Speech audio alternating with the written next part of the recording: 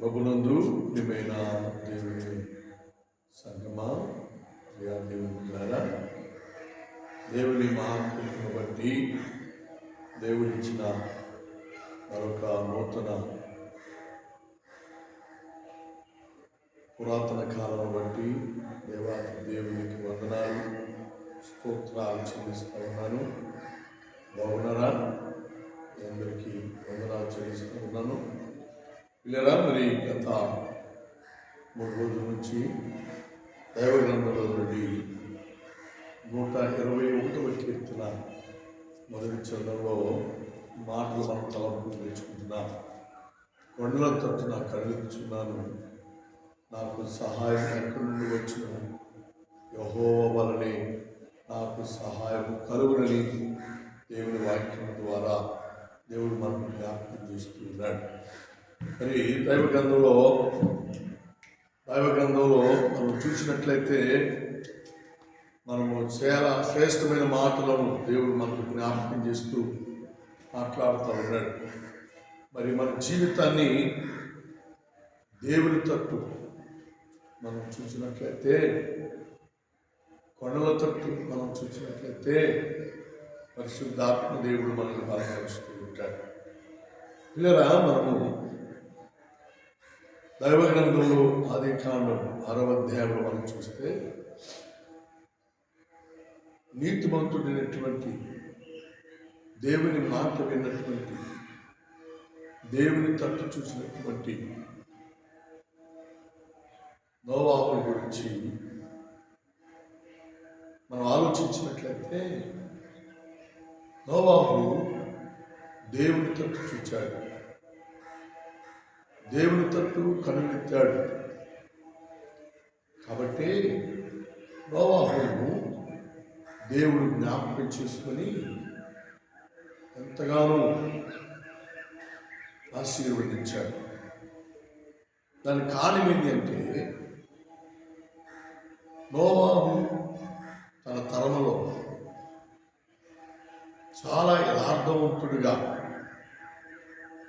దేవుని అందరి భయభక్తులు కలిగినటువంటి వాడుగా దేవుడు నోవాహును చూచాడు. కనుకే నోవాహుకు దేవుడు గొప్ప బాధ్యతను అప్పచెప్పాడు. కారణం ఏంటంటే, 6 దినాల్లో దేవుని మాట వినకుండా, దేవుని వాక్యాన్ని వినకుండా, దేవుని చిత్తానికి భయపడకుండా, దేవుని తప్పు చూడకుండా ప్రజలందరూ కూడా ఇష్టానుసారమైన జీవితాన్ని జీవిస్తూ ఉన్నారు. పాప సంబంధమైన జీవితంలో జీవిస్తూ ఉన్నారు. బాబు అనుకునే దేవునికి చాలా బాధ అనిపించి వారు పాపములో మరణించిన దేవునికి ఇష్టం కాక వారందరికీ సువార్తను ప్రకటించు, వారందరూ మార్పు చెందాలి, వాళ్ళందరూ నా మాటకు లోబడి నా బిడ్డలుగా మారాలనే ఉద్దేశంతో నోవాహును దేవుడు ఏర్పరచుకొని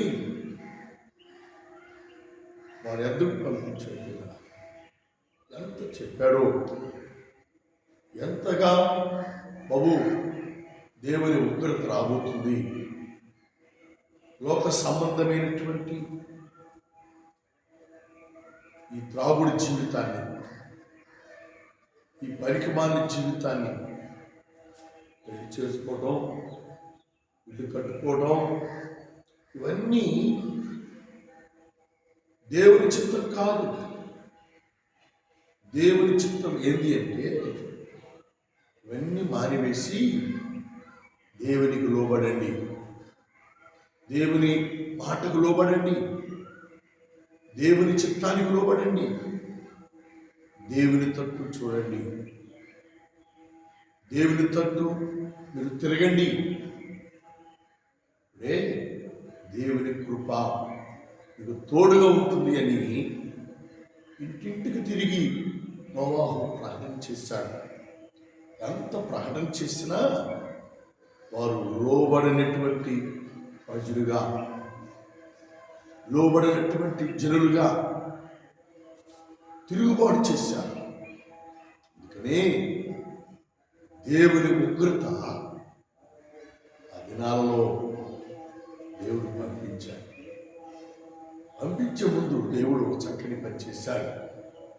నువ్వు ఓడను తయారు చేయమన్నాడు. పొడవు చెప్పాడు, ఎడల్పు చెప్పాడు, ఎత్తు చెప్పాడు. భూమి మీద ఉన్నటువంటి సకల జీవరాశులలో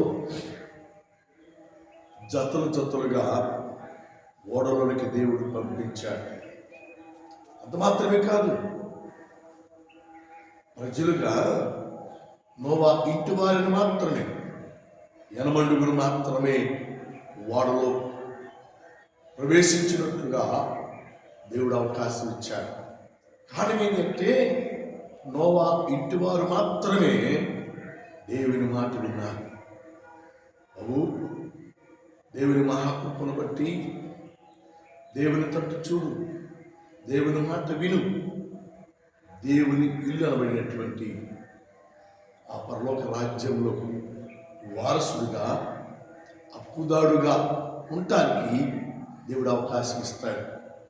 దావీదు భక్తుడు జ్ఞాపకం చేస్తూ ఉన్నాడు, కొండల తట్టు నా కన్నులు తెచ్చున్నాను అన్నాడు.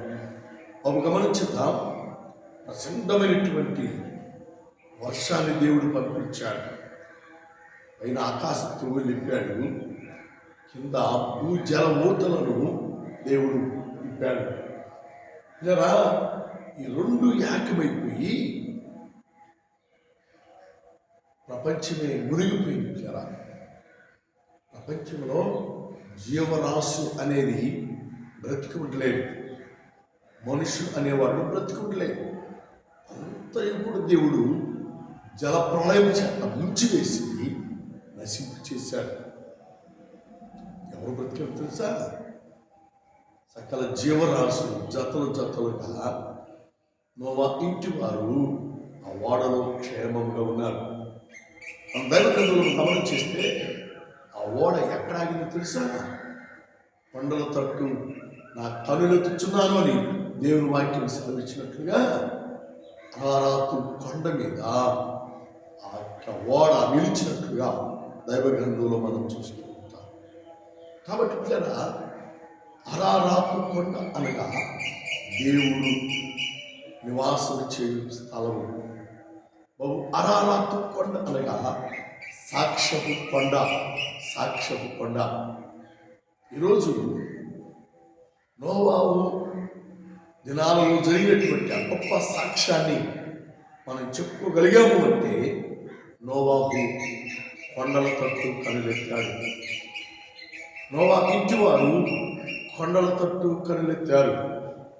నువ్వు ఏ తట్టు కనులెత్తుతున్నా, ఏ తట్టుని కనులెత్తి చూస్తూ ఉన్నా, లోకంలో ఎటు చూచినా సాతాను సంబంధమైన కార్యాలే. ఇంకా బైబిల్ చక్కని మాట్లాడుతుంది, లోకములో ఉన్నది శరీరాశ, నేత్రాశ, జీవపు డమ్ము అని దేవుని వాక్యము ద్వారా దేవుడు మనకు జ్ఞాపకం చేస్తూ ఉన్నాడు.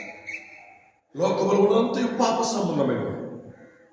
మా బాబు, లోకం వైపు చూడబాకండి.